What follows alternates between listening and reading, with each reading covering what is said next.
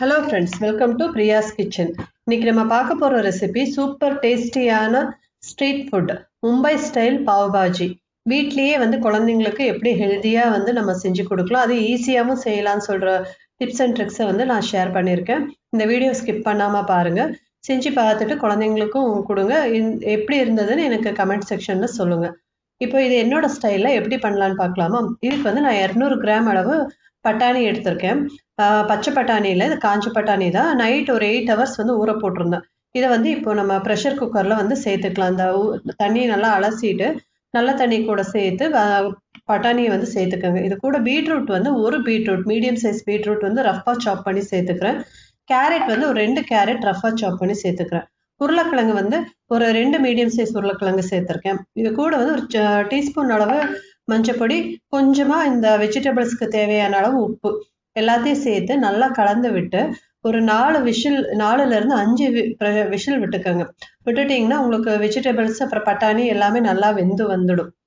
இந்த 4 விசில் வந்ததுக்கப்புறம் ப்ரெஷர் அடங்கினதுக்கப்புறம் நீங்கள் ஓப்பன் பண்ணி பார்த்தீங்கன்னா பட்டாணி வெந்திருக்கான்னு செக் பண்ணிக்கோங்க. பட்டாணி நல்லா வெந்திருக்குது. இப்போ உங்கள்கிட்ட ஹேண்ட் பிளெண்டர் இருந்ததுன்னா ஹேண்ட் பிளெண்டரை யூஸ் பண்ணி நீங்கள் இந்த வெஜிடபிள்ஸ் எல்லாத்தையும் நல்லா ஸ்மாஷ் பண்ணி எடுத்துக்கலாம். என்கிட்ட ஹேண்ட் பிளெண்டர் இல்லை, அதனால நான் இந்த வெஜிடபிள்ஸ் எல்லாத்தையும் எடுத்து பிளேட்டில் நல்லா ஆற வச்சுக்கிறேன். ஆறுனதுக்கப்புறம் மிக்சியில் ஒரே ஒரு பல்ஸ் மட்டும் போட்டு எடுத்துக்கிறேன். ஃபைன் பேஸ்ட்டாக அரைக்க மாட்டேன், ஒரு பல்ஸ் மட்டும் போட்டு எடுத்து வச்சுக்கிறேன். இப்போ இந்த மசாலாஸ் எப்படி ரெடி பண்ணுறதுன்னு பார்க்கலாம். இதுக்கு நான் ஒரு மிக்சி ஜாரில் ஒரு 2 கைப்பிடி அளவு சின்ன வெங்காயம், ஒரு 2 தக்காளி ரஃப்பாக சாப் பண்ணி வச்சுருக்கேன். இதை நல்லா ஃபைன் பேஸ்ட்டாக அரைச்சி எடுத்துக்கலாம். இப்போ இந்த மாதிரி ஃபைன் பேஸ்ட்டாக அரைச்சி எடுத்ததுக்கப்புறம் நம்ம இதுக்கு பாஜிக்கு தேவையான மசாலா ரெடி பண்ணலாம். இதுக்கு ஒரு நல்ல டீப்பான ஒரு கடாய், ஸ்டெயின்லெஸ் ஸ்டீல் கடாய் எடுத்திருக்கேன். இதுக்கு ஆயில் ஒரு 3 ஸ்பூன் அளவு ஆயில் சேர்த்துக்கிறேன். நிறைய ஆயில் இதுக்கு தேவைப்படாது, கொஞ்சமாக ஆயில் சேர்த்தாவே போதும்.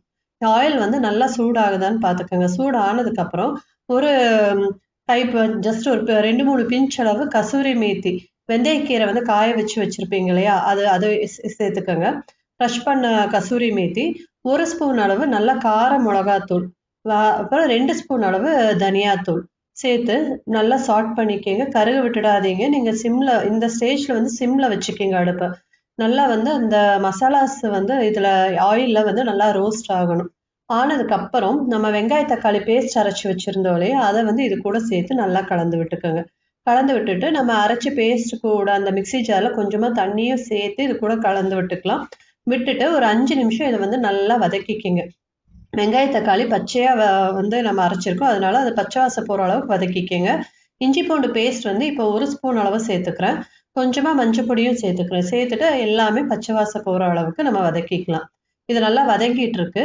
இது கூட நான் 1 கப் அளவு கேப்சிகம் ஃபைனாக சாப் பண்ணி வச்சுருக்கேன். அதையும் இது கூட நம்ம சேர்த்து சாட் பண்ணிக்கலாம். இந்த பாஜிக்கு அந்த நம்ம கேப்சிகம் ஆட் பண்ணுறப்போ அது தனியாக ஒரு ஃப்ளேவர் கொடுக்கும்.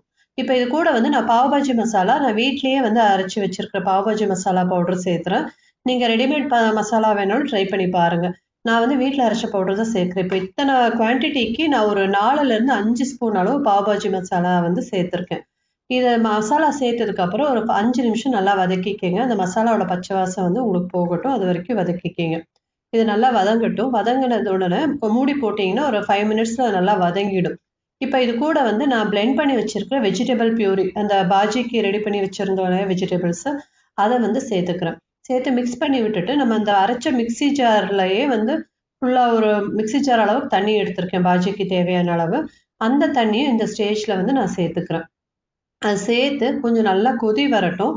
இப்போ நம்ம காய வேக வைக்கிறப்பவும் கொஞ்சம் உப்பு போட்டிருக்கோம், இந்த மசாலா இதுலேயுமே கொஞ்சம் உப்பு போட்டிருக்கோம்.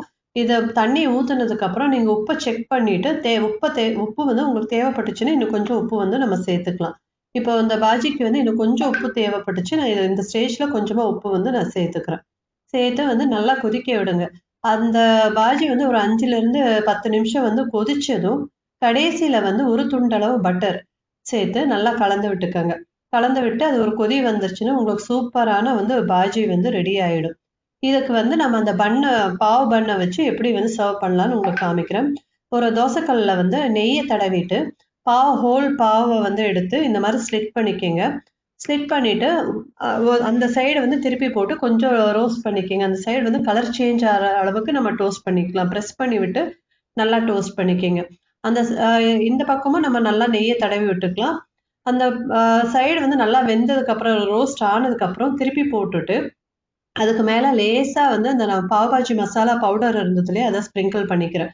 ஸ்ப்ரிங்கிள் பண்ணி அதை க்ளோஸ் பண்ணிட்டு மேல வந்து ஒரு ஸ்பூன் அளவுக்கு வெள்ளை எள்ளு வந்து ட்ரை ரோஸ்ட் பண்ணி வச்சிருக்கேன். அதையும் வந்து ஸ்ப்ரிங்கிள் பண்ணிட்டீங்கன்னா சூப்பரான நம்ம ஸ்ட்ரீட் ஃபுட்ல கொடுக்குற மாதிரி பாவ் பாஜி வந்து ரெடி ஆயிடும். இந்த பாவ் பண்ணை வந்து அந்த பாஜி கூட சர்வ் பண்ணுங்க. சூப்பர் டேஸ்டியா இருக்கும். இந்த வீடியோ உங்களுக்கு பிடிச்சிருந்தா லைக் பண்ணுங்க, ஷேர் பண்ணுங்க, சப்ஸ்கிரைப் பண்ணுங்க. தேங்க்யூ.